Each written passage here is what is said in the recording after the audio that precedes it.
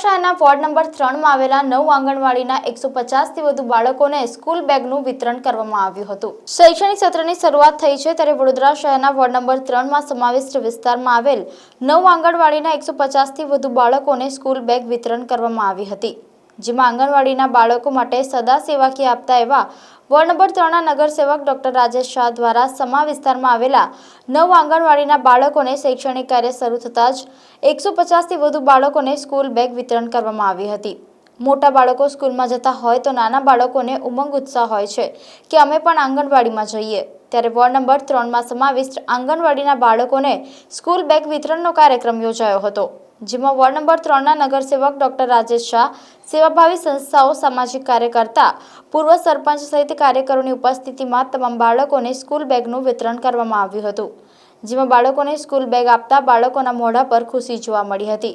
ત્યારે ward number 3 ના નગરસેવક doctor Rajesh શાહે વધુ માહિતી આપી છે। આજ રોજ અમે સમા વિસ્તારમાં આવેલી 9 આંગણવાડી એના 174 બાળકો માટે સ્કૂલ બેગનું વિતરણ કરવાનો કાર્યક્રમ રાખ્યો છે। સ્કૂલ બેગ વિદ્યાની વાત કરીએ તો એક સરસ વાત ગીતાજીમાં કીધી છે કે વિદ્યા દદાતિ વિન્યાદ વિન્યાદ દદાતિ પાત્રત્વમ પાત્રત્વમ ધનમાપ્નોતિ ધનાદ ધર્મ તત સુખમ। વિદ્યા હશે ત્યાં વિનય પણ આવશે, ધન પણ આવશે અને સુખ પણ આવશે।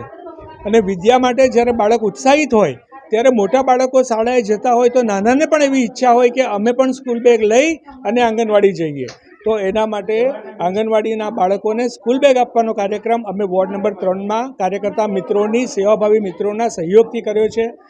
અમારા આજના કાર્યક્રમમાં અમારા વોર્ડના પ્રમુખ એવા પંકજભાઈ પંચાલ, મહામંત્રી દિલીપભાઈ પટેલ, અમારા પૂર્વ કાઉન્સિલર, અમારી સાથે હર હંમેશ રહેતા અને માર્ગદર્શન આપતા એવા બિપિન બાપુ, આ વિસ્તારના પૂર્વ સરપંચ અને અમારા વાઇસ પ્રેસિડેન્ટ એવા કરશનભાઈ ભરવાડ પણ ઉપસ્થિત રહ્યા છે, સાથે ડૉક્ટર રોહન અને આખી ટીમ બાળકોની ચિંતા કરવા માટે અહીંયા ઉપસ્થિત રહ્યા છે। બાળકો માટે મારી આપના માધ્યમથી બધાને વિનંતી છે કે આપ માત્ર એક બાળક લો, એ બાળકને ફ્રૂટ્સ આપવાનું, એ બાળકને કોઈ મેડિકલી કોઈ પણ જરૂરિયાત પડે તો એના મીડિયેટર થવાનું। આવો આપણે સૌ સંકલ્પ કરીએ અને આપણા વડોદરાને એક સ્વસ્થ વડોદરા અને સ્વસ્થ વડોદરા બનશે તો એ શ્રેષ્ઠ વડોદરા બનશે, એના માટે સંકલ્પિત થઈએ। અસ્તુ વંદે માતરમ, ભારત માતા કી જય।